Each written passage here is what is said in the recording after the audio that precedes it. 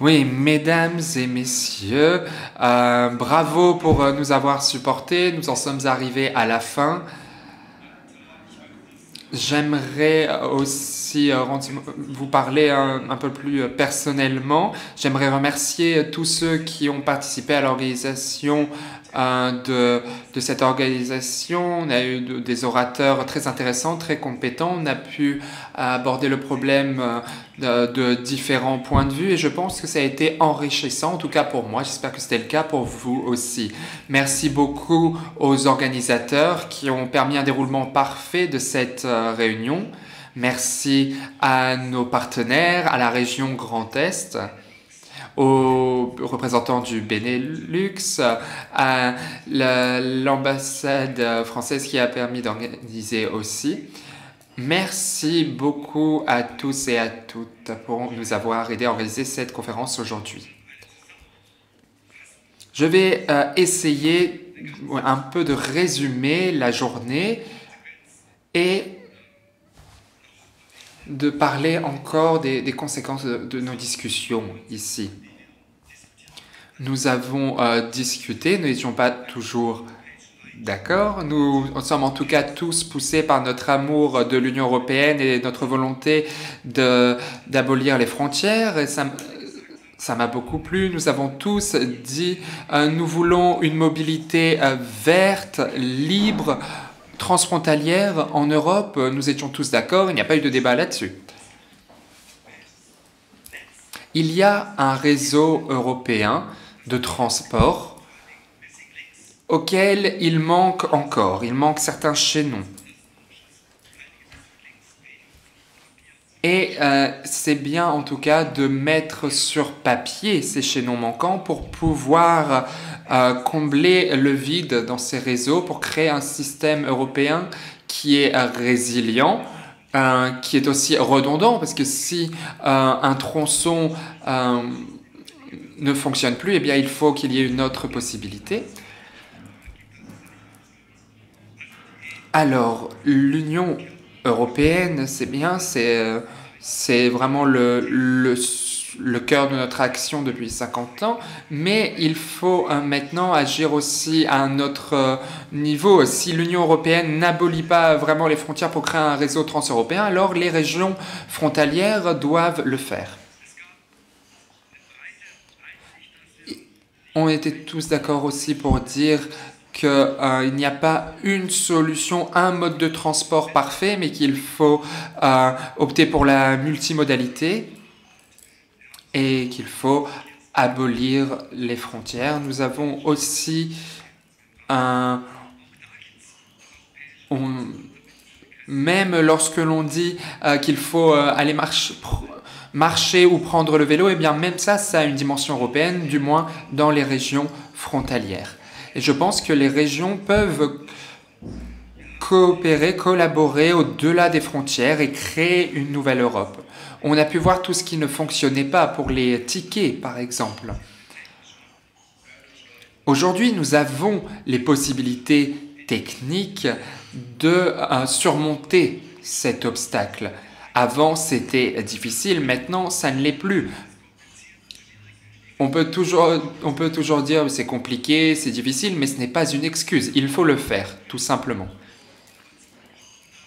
Nous avons parlé d'innovation et nous avons aussi dit que le transport et la mobilité sont un secteur pertinent pour l'économie, pour l'industrie aussi qui produit les trains, les voies ferrées. Toutes ces mesures sont aussi pertinentes pour ce secteur économique. Et nous voulons encourager et soutenir ce secteur économique. Je suis content de voir qu'en fait on retrouve ce système, cet ancien système maintenant, qu'on retrouve une dimension européenne, notamment avec les trains de nuit. Il faut penser à la mobilité pas seulement en termes de véhicules, mais aussi de services. Tout le monde ne doit pas toujours posséder son propre véhicule, on peut les partager, c'est possible justement grâce aux nouvelles technologies. Je vous remercie de m'avoir écouté si longtemps et je pense qu'on a pu parler de bons concepts, de concepts de mobilité. Et maintenant, c'est notre rôle, après avoir identifié les obstacles, d'essayer de les surmonter pour créer des réseaux sans frontières grâce à une collaboration européenne. Et on l'a bien entendu aujourd'hui, nous manquons de temps au vu de la crise climatique. Il est donc d'autant plus important d'agir maintenant. On a assez discuté.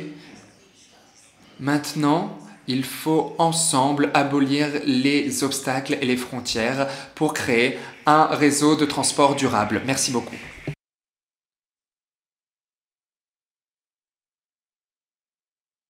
Merci. Monsieur le vice-premier ministre, monsieur le ministre, cher ami, monsieur le vice-président, mesdames et messieurs, en vos grades et qualités, je ne peux pas citer toutes les personnalités présentes, tant elles ont été nombreuses au cours de cette journée. Je voulais très simplement vous dire, et je voulais saluer également Anne Sander, qui est une partenaire importante de cette opération que nous organisons maintenant depuis 2 ans avec la région du Bade-Wurtemberg. Nous avions consacré nos travaux les derniers à un sujet ô combien important, l'hydrogène, qui suscite énormément de réflexions de part et d'autre de nos frontières. Cette fois, c'était la question des transports qui était au cœur de nos réflexions. Et je dois dire que c'est probablement une question qui touche encore plus à la réalité de nos concitoyens, nous qui vivons les uns les autres dans des régions où le phénomène transfrontalier s'intensifie d'année en année. Il suffit de voir ce qui se passe aujourd'hui entre la France et le Luxembourg, par exemple. Pardon de citer cet exemple, mais il est assez évocateur. 120 000 transfrontaliers quittent la France chaque jour pour aller travailler au Luxembourg. Ils seront 160 000 dans 10 ans, avant 10 ans. Et on découvre, et j'étais il y a 15 jours avec le Premier ministre du Luxembourg, toute la difficulté qu'il peut y avoir, tant côté luxembourgeois que côté français, de vivre au quotidien en situation de transfrontalier où les problèmes scolaires, les problèmes de santé, les problèmes de remboursement de soins sont des problèmes incessants qui ne permettent pas à nos concitoyens ou aux concitoyens luxembourgeois de vivre pleinement et heureusement cette situation de transfrontalier. Le défi qui est devant nous, il est absolument gigantesque. Le défi des mobilités, c'est un défi considérable parce que nous avons tout fait depuis des dizaines d'années. C'est un des grands acquis de l'Europe. Nous avons tout fait pour favoriser la liberté de circulation en Europe. Et en même temps, puisque cette circulation est essentiellement carbonée, nous arrivons à une situation aujourd'hui très problématique, à savoir que nous savons tous que la responsabilité des transports, des mobilités dans la production de gaz à effet de serre est aujourd'hui un problème majeur. Et qu'il va nous falloir combiner ou résoudre cette équation qui est toujours plus de mobilité et en même temps prendre soin de notre planète et donc prendre soin des générations futures. C'est un défi qui est absolument colossal et qui, à mon sens, soulève un certain nombre de questions majeures. La première, c'est évidemment développer par tout moyen les transports décarbonés. Ça passe par le ferroviaire. Et vous me permettrez de citer ici un rêve exprimé par Carole Delga, la présidente des Régions de France, qui est d'inventer, pourquoi pas, l'Airbus ferroviaire du futur en Europe, pour ne pas voir demain l'industrie chinoise du ferroviaire venir occuper des positions que nos industries respectives occupent. Le transport décarboné, c'est aussi le vélo, ça a été évoqué tout à l'heure. Le vélo demain, c'est un développement qui, rien qu'en France, créera environ 200 000 emplois, sur lequel nous devons là aussi veiller à une forme de souveraineté, à savoir être en capacité d'avoir dans nos pays respectifs, dans nos régions respectives, une industrie du vélo qui, là aussi, répond aux attentes du marché. Et puis, ça a été évoqué ce matin notamment, la nécessité de passer au transport routier décarboné. Et là, c'est un gigantesque défi pour l'industrie automobile. Je crois que ça a été évoqué ce matin lors d'une des tables rondes. Et nous devons évidemment, sur ce point, être extrêmement vigilants.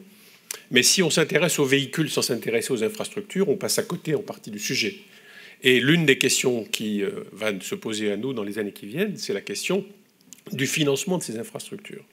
Le rythme de financement actuel que nous avons dans nos pays respectifs est souvent très insuffisant par rapport aux besoins, par rapport à l'exigence de la neutralité carbone que nous avons fixée en commun à 2050 à l'échelle de l'Europe. Et si nous n'inventons pas de nouveaux modes de financement, je crains que, en tout cas je parle pour en tant que président d'une région française qui attend jour après jour la lettre de négociation que la Première ministre va adresser à chacun des préfets de nos régions, je crains que nous soyons loin du compte. C'est-à-dire que l'objectif de 2050 ne soit pas atteint si nous ne sommes pas en capacité d'inventer de nouveaux modes de financement. Je m'exprime devant le vice-président de la Banque européenne d'investissement, des modes de financement qui, pourquoi pas, allient les financements du privé et les financements du public. J'évoquais tout à l'heure, lors d'une réunion en aparté, l'une des performances qu'a réalisé notre région Grand Est, qui était une des régions les plus éloignées du numérique il y a 7 ans, et qui, en moins de 7 ans, vient d'être couverte intégralement par la fibre optique, c'est-à-dire qu'il n'y a pas un village, même le plus petit village de 3 habitants, bénéficie dans notre région de l'accès à la fibre optique. Pourquoi ne pas imaginer demain des modes de financement nouveaux qui permettront de déléguer à des industries privées le financement d'infrastructures qui conserveront un statut public, qui nécessiteront évidemment un financement de type péage, vignettes et autres, mais qui permettra d'accélérer considérablement la problématique des infrastructures de transport qui sont aujourd'hui autant d'obstacles ou autant de souffrances quand on parle de saturation d'axes de circulation et quand on voit comment s'entassent dans nos trains parfois, ou les unes derrière les autres sur nos autoroutes, les véhicules qui peinent à avancer et qui peinent à emmener leurs passagers vers leur lieu de travail, et ce, quotidiennement. Enfin, c'est aussi la problématique d'une industrie qu'il nous faut soutenir. Je l'évoquais tout à l'heure. Notre Europe a besoin d'être souveraine dans ses modes de déplacement. On a redécouvert ce qu'était la souveraineté il y a quelques mois avec la guerre en Ukraine. Demain, il nous faut une industrie puissante en la matière. Je sais que la Commission européenne s'est opposée il y a quelques années à des fusions d'entreprises françaises et allemandes, estimant qu'il y avait un risque d'atteinte à la concurrence à l'intérieur de l'Europe, mais la concurrence en matière de transport, elle est mondiale aujourd'hui. Les géants qui naissent aujourd'hui sont des géants chinois. Est-ce que nous voulons que demain, ce soit ces entreprises chinoises géantes qui viennent conquérir des parts de marché, prendre la place de nos industriels européens? Est-ce que nous souhaitons être souverains à la matière et faire en sorte que nous ayons une industrie souveraine en matière de transport? Autant de questions qui aujourd'hui se posent à nous tous. Alors, j'étais présent l'année dernière à ce colloque qui était dédié à l'hydrogène, puisque j'avais à l'époque le statut de vice-président de la région Grand Est en charge de l'environnement et de la transition écologique. Il se trouve qu'entre-temps, le président de la région Grand Est a changé. J'ai le plaisir de me trouver parmi vous aujourd'hui. Et je voulais vous dire simplement en quelques mots que ce défi des transports et ce défi du transfrontalier est un défi majeur chez nous. Nous avons 760 km de frontières et un travailleurs transfrontaliers sur 2 en France habitent dans le Grand Est. La plupart d'entre eux vont travailler au Luxembourg. Ensuite, on a l'Allemagne, on a la Suisse et un peu la Wallonie, donc la Belgique, monsieur le vice-premier ministre. Donc ces problématiques de transport, elles existent du côté de JV, elles existent plus intensément évidemment du côté du Luxembourg, elles existent également dans le Sungo lorsqu'on travaille à Bâle au quotidien.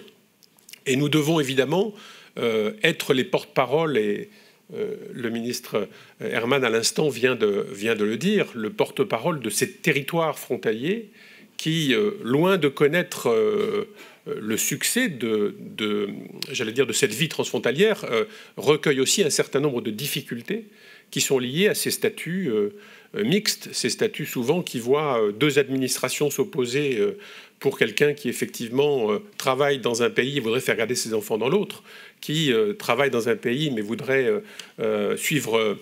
permettre à son fils de suivre ses études dans une université du pays voisin qui se situe à 10 km plutôt que d'aller dans son université de référence qui se situe peut-être à 200 ou 250 km. Autant de questions qui justifieraient que nous portions peut-être une réflexion sur le statut de ces territoires transfrontaliers. C'était l'une des interrogations qu'avait le Premier ministre luxembourgeois que j'ai rencontré il y a une quinzaine de jours en disant pourquoi pas réfléchir à un statut de ces territoires, alors pas seulement sur des aspects, je le dis tout de suite, pas seulement sur des aspects fiscaux ou sur des aspects sociaux, mais il y a tant de difficultés dans ces territoires transfrontaliers, tant de frustration parfois chez nos concitoyens qu'il nous faut, à mon sens, peut-être porter une réflexion sur le sujet, peut-être en prenant notre plume commune et en sollicitant qu'une réflexion soit engagée à l'échelle européenne pour faire en sorte que dans nos territoires, mais le problème que nous rencontrons dans nos territoires se rencontre également ailleurs, nous puissions définir un statut particulier pour tous ces territoires frontaliers qui, loin de connaître la prospérité partout, c'est le cas dans certains territoires, ce n'est pas le cas partout, cumulent un certain nombre de handicaps et de difficultés qui ont été évoqués lors des tables rondes précédentes. Sachez qu'en tout cas, s'agissant de la mobilité responsable, de la mobilité durable, c'est un objectif majeur de notre région. Nous le faisons à travers différentes politiques. Je voudrais, en 3 mots simplement, vous indiquer quelques axes de travail que nous avons. Le premier, c'est de travailler avec nos régions voisines, la région Bade-Wurtemberg, la région Rhénanie-Palatinat, la région Sarre, autour de 7 lignes de transport transfrontalières. C'est environ 600 millions d'euros qui ont été engagés collectivement, à la fois dans du travail sur l'infrastructure, la remise en état d'infrastructure ou la modernisation des infrastructures, et en même temps sur le matériel ferroviaire, tout ça pour assurer une fluidité totale dans le parcours, c'est-à-dire sans rupture de charge à la frontière, comme cela existait. On arrivait à la frontière allemande ou la frontière française, on changeait de quai pour prendre le train en face, qui était un train allemand ou un train français. Désormais, nous aurons, en tout cas très prochainement, des lignes continues entre la France, entre essentiellement l'Alsace, la Moselle de notre côté, et les 3 régions allemandes que j'ai citées, pour là aussi encourager les déplacements selon des modes de transport décarbonés qui vont évidemment dans la bonne direction. Nous avons également des réflexions que nous menons sur Strasbourg autour du réseau express métropolitain. Ça me permet de saluer Catherine Trautmann ici présente, qui a joué un rôle absolument fondamental dans la modernisation du système de transport strasbourgeois. Je le dis, et ça n'est pas de la flagornerie, c'est connu de tous, où désormais cette ligne de transport franchit le Rhin et va jusqu'à Kehl, tout comme la ligne de tramway de Bâle vient jusqu'à Saint-Louis, ce qui permet là aussi de démontrer que c'est possible. C'est souvent très compliqué, c'est souvent très coûteux. Il faut souvent arriver à concilier des réglementations qui ne sont pas forcément les mêmes, des normes qui ne sont pas forcément les mêmes, mais c'est autant de sujets de travail dont il nous faut, me semble-t-il, nous emparer dans les années qui viennent. Et puis, il y a un autre sujet qui là, nous projette peut-être vers les transports du futur, transports du futur que j'ai découvert dans une entreprise alsacienne il y a peu de temps, à savoir comment aller à la reconquête de ces petites lignes qui ont été abandonnées par la SNCF depuis un certain nombre d'années parce que les coûts d'exploitation étaient trop élevés, comment inventer les véhicules ferroviaires du futur qui, sur batterie et donc offrant une empreinte carbone extrêmement réduite, permettront de réduire sensiblement les coûts d'exploitation, ce qui nous permettra d'aller à la reconquête de petites lignes. Il y en a dans toutes nos régions. Il y en a 1200 km dans la région Grand Est. Nous avons un modèle avec le Drési qui a été présenté déjà à plusieurs reprises. Il l'était encore à Luxembourg il y a une quinzaine de journées lors d'un salon qui s'appelait Mobilux, dédié au transport du futur. Voilà, nous avons dans nos pays respectifs, dans nos régions respectives, des champs d'innovation extrêmement importants qui doivent nous permettre de penser à la mobilité du futur, une mobilité propre, une mobilité agile. Ces petits trains peuvent emporter, je crois, 30 personnes, mais on peut additionner les wagons de sorte que, on multiplie par 30, évidemment, il y a un facteur multiplicatif qui peut être extrêmement important, qui évite d'avoir à faire des travaux extrêmement importants du style supprimer tout le passage à niveau, parce que ces trains sont en capacité de ralentir, d'éventuellement laisser passer un véhicule et de repartir au-delà du passage à niveau. Autant dire que ce sont des transports qui, demain, peuvent révolutionner nos campagnes et permettre notamment que toutes les populations qui habitent dans nos territoires ne soient pas obligées de converger vers les axes majeurs de circulation qui sont déjà saturés, de manière à ce que nous puissions assurer la desserte fine de nos territoires et faire en sorte qu'on puisse à la fois vivre en zone transfrontalière et en même temps en ruralité où l'on goûte au plaisir de la nature. Voilà quelques réflexions que je souhaitais vous soumettre. Je voulais vous remercier toutes et tous pour la qualité des débats que nous avons eus, remercier les animateurs qui nous ont permis de tirer le meilleur de l'expression des uns et des autres, et puis peut-être en anticipant un petit peu, vous donner un rendez-vous l'année prochaine dans les mêmes lieux. Et je remercie à nouveau le ministre Herman pour la qualité de son accueil, pour la qualité des infrastructures que nous avons ici, pour poursuivre notre réflexion transfrontalière en imaginant d'autres sujets, j'allais dire qu'au regard des défis qui se présentent face à nous. On a évoqué l'hydrogène l'année dernière, on a évoqué la problématique des transports et des transports durables aujourd'hui. On pourrait imaginer par exemple la bioéconomie demain, qui sont des sujets absolument fondamentaux sur lesquels nous avons à réfléchir. Voilà, je voulais vous remercier très, très sincèrement de votre participation très active. Vous donner rendez-vous à l'an prochain et espérer surtout que vous repartirez dans vos régions respectives avec quelques idées nouvelles que nous serons heureux évidemment de partager avec vous. Merci à tous.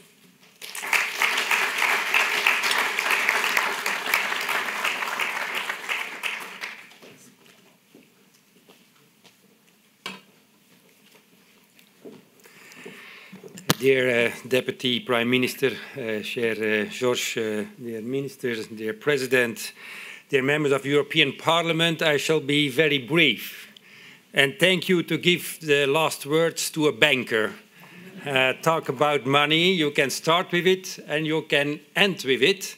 And that's now the case. And I think you put me at the end of the day, very interesting day, I must say, because the next item can be how can we finance everything that was discussed today? And that is why I'm here, and thank you once again for the invitation. I think there are three reasons why there must be an acceleration of the transport. First of all, and that is very well known, that transport is of fundamental importance for economy, for the employment and equality. The free movement of people and goods supports livelihoods and underpins the global economic and social system. And that's very important when you talk about Europe, certainly. Second, very important new element is, of course, the energy crisis. I think that renewed focus on energy efficiency is a very, very important element that is now added to the discussion. And thirdly, it was already mentioned that the transport sector is very, very in bad situation and condition when you talk about the greenhouse gas emissions. How is it possible that all the sectors are decreasing their greenhouse gas emissions and that transport is increasing still, ladies and gentlemen?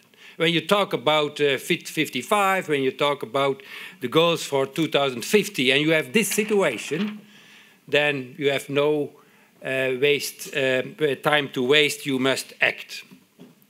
Now, I shall, very brief, talk about four... Très brièvement, 4 éléments. Premièrement, la Banque européenne d'investissement et les autres institutions sont également présents, les banques climatiques de l'Europe. Donc nous investissons 72 milliards d'euros l'année passée, en tout cas c'était 72,75 milliards d'euros en Europe. Donc c'est une grande quantité d'argent. Nous avons investi 36,5 milliards d'euros en 2022 pour des projets verts.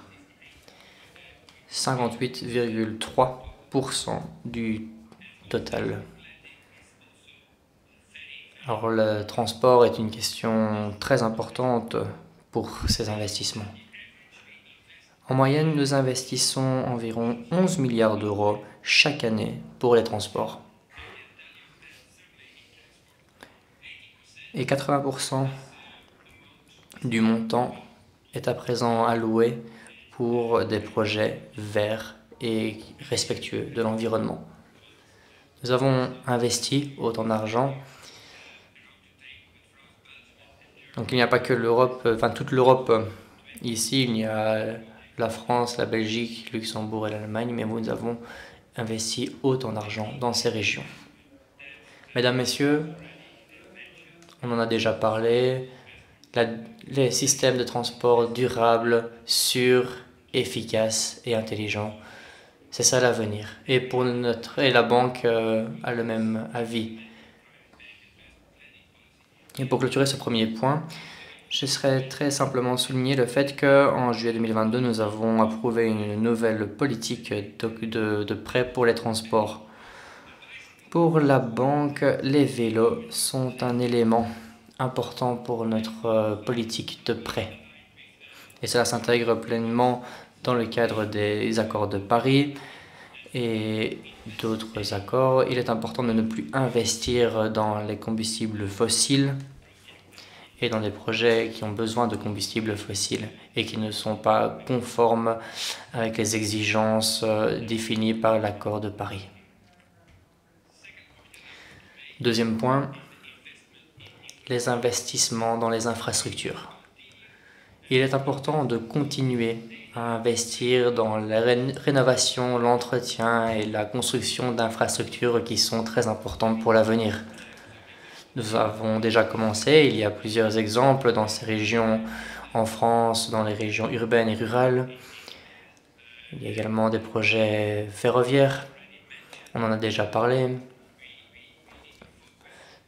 L'accent doit être mis sur les infrastructures multimodales en Europe et leur mise en conformité pour essayer de conclure le marché unique. On a parlé de la question d'étiquette pour les zones à émissions faibles. Et donc tout cela, ça nous permettrait de viser une mobilité plus douce. Mesdames, Messieurs, tout ce que nous finançons dans la région du Rhin, il y a également beaucoup d'investissements qui ont été consentis pour cette région. Quand 800 millions d'euros qui ont été investis en décembre 2022 pour le système de transport sans frontières du canal Nord-Europe. Il s'agit là d'un autre exemple probant qui peut vous montrer que la Banque d'investissement européenne fait de son possible pour concrétiser les projets qui ont été présentés aujourd'hui. Troisième point, les innovations les investissements dans les innovations. Il est très important d'investir dans les innovations à mes yeux. Le point le plus délicat, c'est que lorsqu'on parle d'innovation et qu'on va à la banque et qu'on dit au banquier « Bien, j'ai une très bonne idée, j'ai quelque chose de nouveau, de révolutionnaire ». Et le banquier va vous répondre « C'est quoi les risques ?» Si c'est trop risqué, il n'y aura pas d'argent, pas d'investissement. Raison pour laquelle nous jouons un rôle crucial là, car nous pouvons prendre plus de risques qu'une banque normale, entre guillemets. Nous avons besoin des technologies, de haute technologie. Un autre point important que je souhaiterais évoquer là à présent, c'est que la moitié de la technologie qui est utilisée pour concrétiser la transition énergétique est là. Donc 50% n'est toujours pas présente. Nous avons encore donc besoin d'investissement, d'innovation. Il est important de souligner ce point. Donc nous avons un projet spécial, une sorte de prêt commun pour les meilleures innovations. Donc en Allemagne, il y a par exemple des projets qui ont reçu ce genre de soutien. Et donc tout cela vise à la décarbonisation de la mobilité des transports. Et donc nous investissons énormément d'argent pour ce genre de projet. Avant de conclure, la mobilité urbaine, c'est également un sujet très important. Une vraie problématique même. J'ai écouté avec énormément d'attention toutes vos discussions. On a parlé de la mobilité en tant que service, des systèmes de transport intelligents, etc. Mais moi, j'ai l'intime conviction que les transports en commun vont être de plus en plus utilisés au cours des prochaines années, prochaines décennies. Raison pour laquelle nous sommes en faveur de vos projets, Monsieur le ministre, Monsieur le Président, dans vos régions respectives. En guise de conclusion, Mesdames, Messieurs, Nous sommes tous en faveur de la transition énergétique. Est-ce qu'il y a quelqu'un qui est contre dans cette salle? Est-ce qu'il y a quelqu'un qui est contre le développement durable, le transport durable? Non, évidemment, tout le monde est en faveur des transports durables. Mais il y a des points, des questions épineuses qu'il faut résoudre le plus rapidement possible et cela se fera ensemble. Ensemble, donc les autorités publiques, les autorités régionales, les universités, l'industrie, les entreprises privées et publiques, mais également, il ne faut pas les oublier, les banques commerciales, évidemment. Ils ont beaucoup d'argent, je peux vous le dire. Et nous, en tant que banque d'investissement européenne, nous sommes une institution européenne et une banque sans but lucratif. Nous pouvons soutenir les politiques publiques et que les décisions prises par les responsables soient concrétisées. Je peux vous le dire, vous pouvez compter sur nous. Nous n'avons pas trop d'argent, mais nous avons l'argent nécessaire pour réaliser vos projets.